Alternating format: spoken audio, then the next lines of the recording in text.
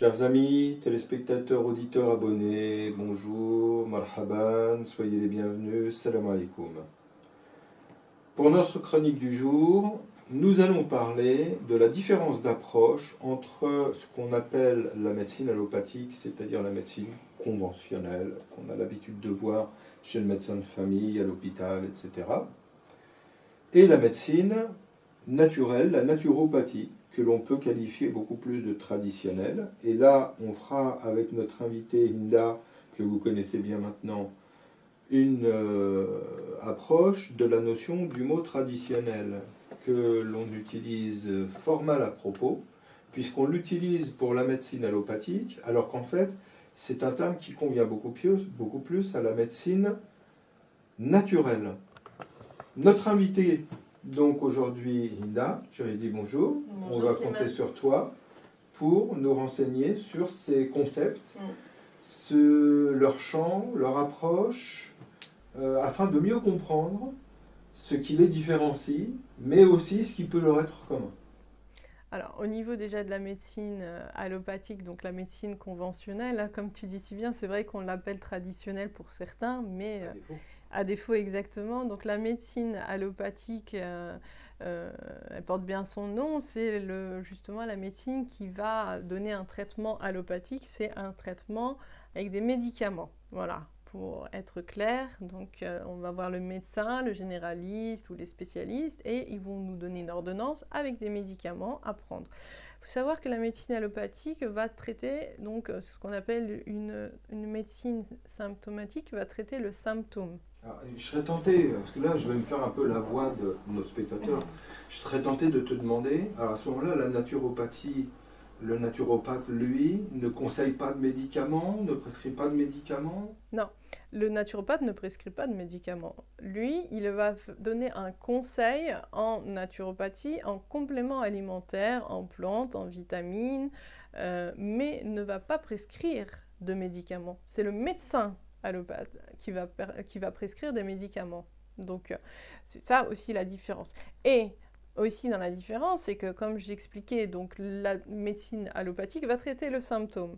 J'ai mal à la tête, je prends un médicament justement pour le mal de tête. J'ai de la fièvre, je prends un médicament pour la fièvre. D'accord, il vient en fin de chaîne, une fois que le mal est déjà là et établi, quoi. Oui, exactement. De toute façon, au jour d'aujourd'hui, dans cette société-là occidentale, on ne va pas voir le médecin si on est en bonne santé. Ce qui est une erreur. Après, lorsqu'on va voir un médecin généraliste, il va, bon, pour certains, ils ont des formations aussi en homéopathie, et puis ils se perfectionnent dans certains domaines. Mais après, on ne va pas prendre un médicament si je ne suis pas malade. Tu vois ce que je veux dire? Oui, Je ne vais pas prendre un médicament pour la tête, me dire, ah bah c'est en prévention pour le mal de tête. Non, parce que dans ce cas-là, je pollue mon organisme. Mais à l'inverse, quand on va voir son naturopathe, c'est en pour prévention. travailler La prévention. sur le terrain de la prévention. Plus Exactement. Voilà, comme tu dis si bien, c'est la notion de terrain. On va travailler en amont sur le terrain. Alors que, justement, la médecine allopathique, non, là, c'est vraiment une médecine curative, on va dire. On va aux urgences, c'est vraiment, je sais pas, j'ai un problème, je vais me faire opérer, bah, c'est du curatif, c'est de l'urgence. Donc là, voilà, il y a des chirurgiens, ils vont opérer tout.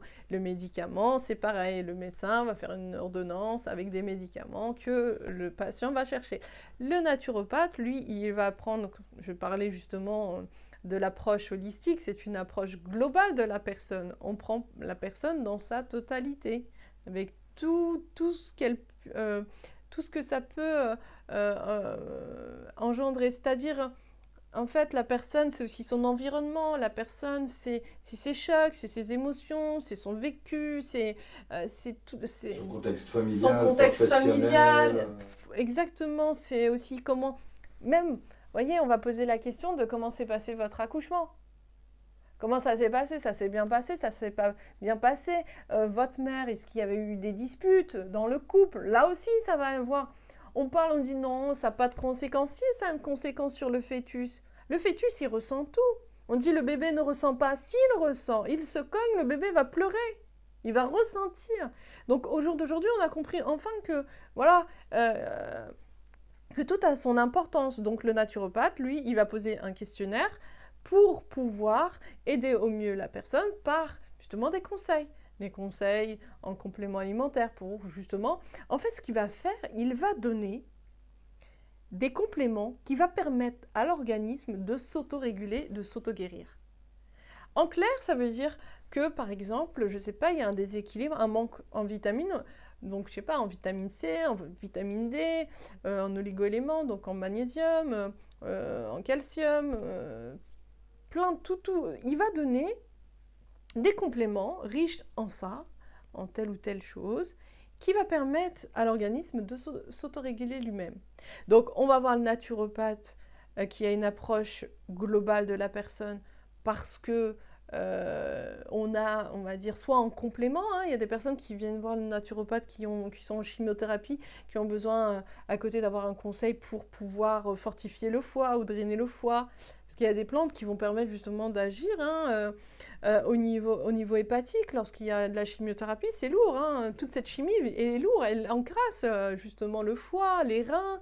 Donc il y a besoin d'avoir, d'avoir des conseils pour permettre justement de tenir le coup. Il y a des personnes qui vont voir le naturopathe parce que ils ont en prévention, ils ont toujours cette envie de garder la santé. Alors là déjà, il y a une approche quand même qui diffère. Ouais.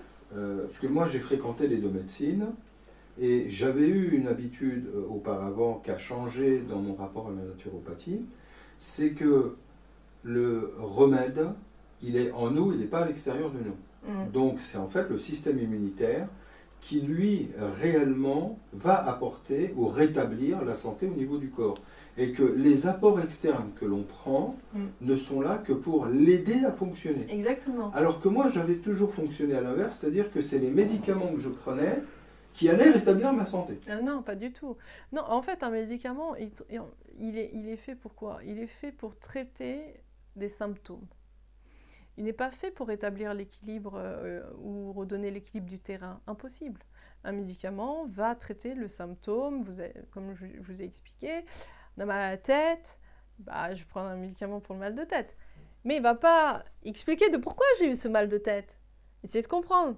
Donc j'ai mal à la tête, mais ce n'est pas forcément la tête. C'est les intestins, c'est le foie, c'est une émotion forte, ça peut être le système endocrinien, peut être plusieurs choses. On essaie de décrypter, on essaie de comprendre. Donc le naturopathe va essayer de chercher à comprendre pourquoi elle a mal à la tête. Cause. Oui, la cause, l'origine, la source. Pourquoi elle en est arrivée à avoir mal à la tête.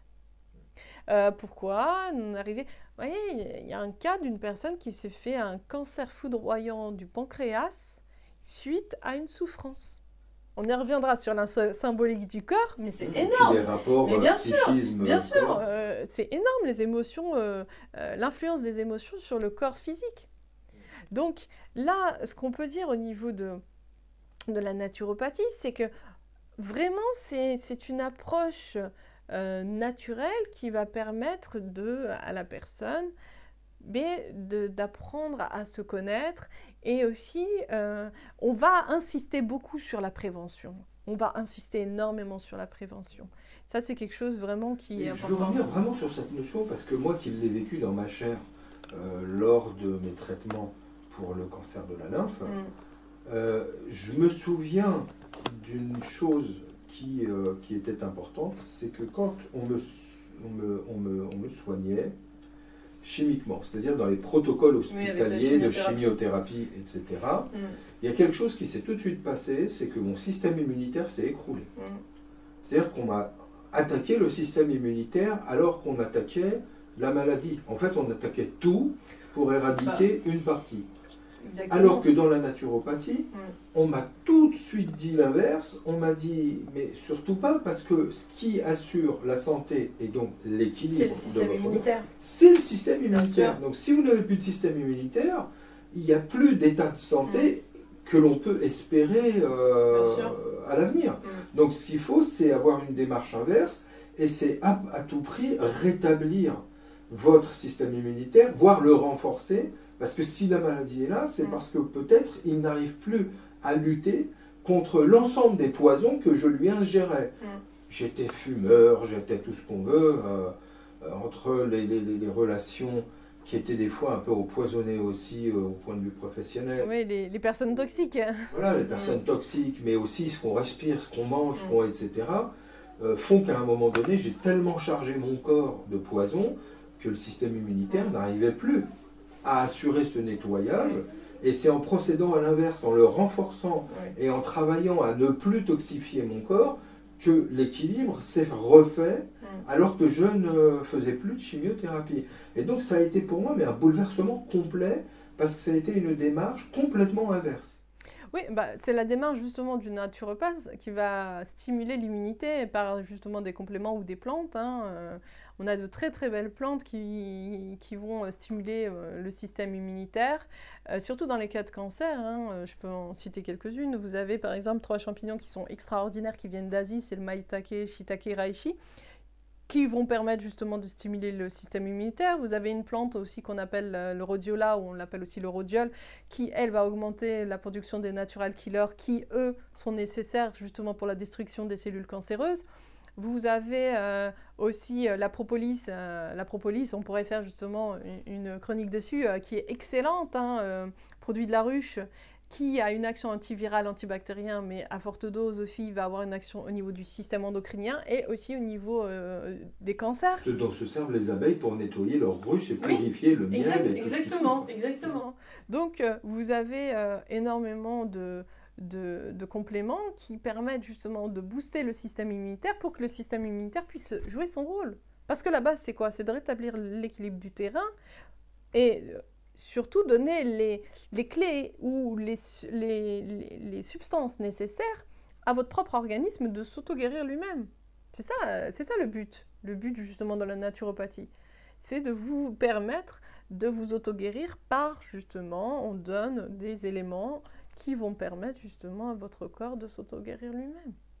Donc c'est sûr que les deux approches, moi je dirais que les deux approches sont complémentaires. On a besoin du diagnostic justement de la médecine allopathique pour pouvoir mettre un mot sur ce que l'on a. La médecine naturopathique peut compléter la médecine allopathique pour certains. Il y a énormément de protocoles qu'on peut aider.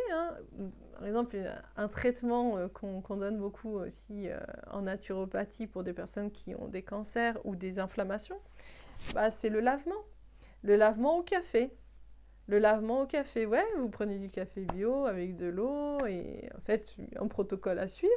Et la personne fait des lavements au café qui va permettre justement de détoxifier l'organisme, de faire ressortir toutes les toxines, de nettoyer et d'avoir une action au niveau de l'inflammation. Sachant que, en fait, un corps qui est en permanence avec des inflammations chroniques, l'inflammation chronique peut provoquer après par la suite justement les phénomènes de cancérisation. Il y a plusieurs protocoles, il y a plusieurs techniques, il y a plusieurs approches, mais les médecines sont complémentaires. On ne peut pas vivre non plus sans regarder en face la médecine allopathique parce qu'elle sauve des vies tous les jours, ne serait-ce que par les opérations, ne serait-ce que par certains traitements. Et il est important aussi de se renseigner vers cette médecine naturelle parce que la médecine naturelle, elle peut vous éviter la plupart du temps de prendre des médicaments lorsque on peut le faire. Et ça correspond, en fait, c'est quasiment 2 médecines qui correspondent à 2 états d'esprit. On a un état d'esprit de vie qu'on pourrait qualifier plus ou moins d'occidental, qui est de vivre dans les excès, dans les hors normes. Et là, la médecine allopathique est très efficace parce qu'elle vient justement en aval, après, réparer ces excès pour essayer de retrouver un équilibre. Moi, je ne parlerai pas de réparer, parce qu'on ne peut pas réparer avec de la chimie, c'est impossible. Mais on peut déjà agir au niveau des symptômes. Vous voyez, par exemple, une personne qui va faire, du diabète, on va leur donner un traitement contre le diabète, donc ça va agir au niveau de la glycémie, pour éviter justement les pics de glycémie. Mais vous arrêtez votre médicament, votre glycémie, elle remonte. Et il y a beaucoup de personnes, en fait, ils prennent leur médicament, ils me disent, bon, c'est bon, je peux manger tout ce que je veux, j'ai mon médicament, je ne fais pas de régime alimentaire, enfin, rééquilibrage, j'aime pas le mot régime, je ne fais pas de rééquilibrage alimentaire, je peux manger autant de sucre que je veux parce que j'ai mon médicament, mon traitement. Mais ce qu'ils n'ont pas compris, c'est qu'en fait, ils fatiguent leur organisme. C'est toute une rééducation. C'est toute une rééducation de l'individu dans le sens où c'est pas parce que... En fait, ils se reposent sur leurs médicaments. Alors qu'en naturopathie, on nous apprend à respecter ce corps, on nous apprend à mieux s'alimenter, on nous apprend à avoir une vision consciente justement des dégâts qu'on peut faire nous-mêmes, parce qu'on s'autodétruit nous-mêmes. Ouais, donc on travaille beaucoup plus en amont. Oui.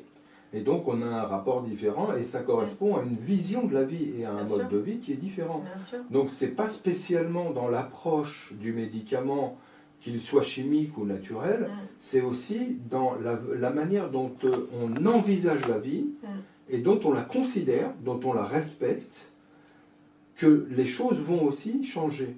C'est que là, on se permet des excès parce qu'on sait que derrière, il y a le médicament qui va venir nous sauver. Alors que là, on se dit, non, vaut mieux être dans l'équilibre tout de suite pour ne pas avoir besoin d'un recours aux médicaments. Et là, le naturopathe va quand même avoir toute son importance parce qu'il va travailler dans tout ce qui va permettre de conserver cet équilibre et de le préserver. Oui, exactement. Le naturopathe ne vous emmène pas que vers le côté physique, il vous emmène justement vers cette prise de conscience spirituelle, il vous emmène vers un autre état d'esprit. Dimension holistique dont tu parlais, qui est absente de la médecine allopathique. Oui, c'est tout à fait normal parce que la médecine allopathique, en fait, elle va pas s'intéresser au côté holistique. Quand vous allez voir un médecin, ce que tu disais justement, c'est protocole, faites-moi confiance, suivez le protocole et c'est tout.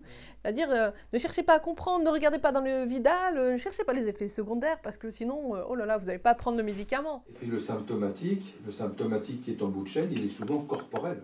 Oui, oui, bien sûr. En fait, c'est un message. Encore une fois, c'est une information du corps. Mais là, on va traiter juste le symptôme. On ne va pas traiter la cause ou pourquoi. Qui peut ne pas être corporel. Mais à la base, je dirais que avant qu'il y ait pathologie au niveau physique, il y a une émotion négative non digérée qui va se cristalliser au niveau d'un organe cible. Et c'est ce qui va créer la pathologie. Après, il faut savoir une chose aussi, c'est qu'il y a plusieurs facteurs au niveau de la maladie. Il peut y avoir un facteur justement viral, il peut y avoir un facteur bactérien, il peut y avoir un facteur psychique, il peut y avoir un facteur héréditaire. Il y a énormément de facteurs. Mais il faut savoir qu'une personne qui aura le même code génétique, en fait, pas le même code génétique, mais le même patrimoine, avec un gène, par exemple, de telle ou telle maladie, une peut le déclencher, l'autre non. Pourquoi? Parce que ça dépend aussi de l'émotionnel de la personne, du psychisme de la personne. Si la personne vit dans un état de bien-être au niveau du mental, de sérénité du mental, elle peut ne pas déclencher cette pathologie-là. Mais en l'occurrence, une autre personne qui, elle, est constamment on va dire, dans un environnement toxique, avec des personnes toxiques, eh bien, elle peut subitement déclencher la pathologie. Donc tout dépend, encore une fois, tout dépend de l'environnement, tout dépend du mental de la personne. Il y a plusieurs facteurs. Et encore une fois, je ne le dirai pas assez, c'est qu'une personne est unique. Chaque cas est unique. Ce qui convient, même en naturopathie pour une, n'est pas forcément bon pour l'autre. Bien sûr. C'est comme en homéopathie, il y a plusieurs constitutions. Les constitutions des personnes qui sont assez fortes, c'est les carboniques. Les personnes qui sont minces, c'est les phosphoriques. Ce qui est bon pour l'un n'est pas bon forcément pour l'autre. Vous voyez, par exemple, une carbonique, elle va prendre des fruits le matin. Une personne assez forte va prendre des fruits le matin, il n'y a pas de souci. Une autre personne qui est mince, phosphorique, elle va prendre des fruits le matin. Alors là, les acides de fruits le matin, elle ne va pas les digérer du tout et malheureusement, ça peut causer des problèmes après inflammatoires ou de déséquilibre de la flore intestinale. Donc là aussi, l'approche holistique, c'est de prendre la personne dans sa globalité, mais avec tout ce que ça englobe, tout ce qu'elle est. C'est tout son environnement. Donc ça, c'est important aussi. Oui, c'est l'ensemble des facettes qui la constituent et non pas une seule d'entre elles. Non, c'est l'ensemble. Et alors, un autre aspect dont on a déjà parlé dans une de nos chroniques, mais qu'on retrouve justement là dans la médecine naturelle, c'est de la part du naturopathe d'expliquer, de permettre de comprendre et donc de mener la personne à comprendre son état, comprendre ce qu'est la santé et la maladie, comprendre son cas particulier, apprendre à se connaître soi-même. On retrouve un petit peu cet adage qui, je crois, va nous traverser un peu dans toutes nos chroniques. Ah oui, bien parce sûr. que c'est essentiel comme démarche. Et ô combien, moi je sais, je le disais la dernière fois, que pour établir une relation de confiance, j'ai besoin d'avoir la compréhension de ce qui se passe, de ce qu'il en est, de ce que je ressens, etc. Et ça, en tant que naturopathe, on le retrouve. Bien sûr. Alors que de l'autre côté, dans la médecine allopathique, c'est vraiment quelque chose qui m'a fait défaut et qui m'a... Bah, en fait, on n'a pas trop le temps. Après, bon, ça dépend. Il y a des médecins, en fait, qui sont des médecins dans l'allopathie qui sont extraordinaires, hein, et qui prennent le temps de vous expliquer, hein. Moi, j'en ai vu, hein, qui sont extraordinaires. Et d'un autre côté, vous allez voir votre médecin généraliste. Il y a la file d'attente dans une épidémie de grippe ou n'importe quoi. Il n'a pas le temps de parler avec vous. C'est tac, tac, tac, le traitement, l'ordonnance, merci, au revoir et tout. En fait, le rôle du naturopathe, comme je disais, c'est 80% beaucoup de la psychologie, c'est-à-dire on écoute, on est à l'écoute du patient, on prend le temps de l'écouter, on prend le temps de l'amener vers pourquoi justement il en est là. Et ça, c'est important parce que le patient a ce besoin d'être rassuré, a ce besoin de parler, de s'exprimer, de dire les choses, de comprendre.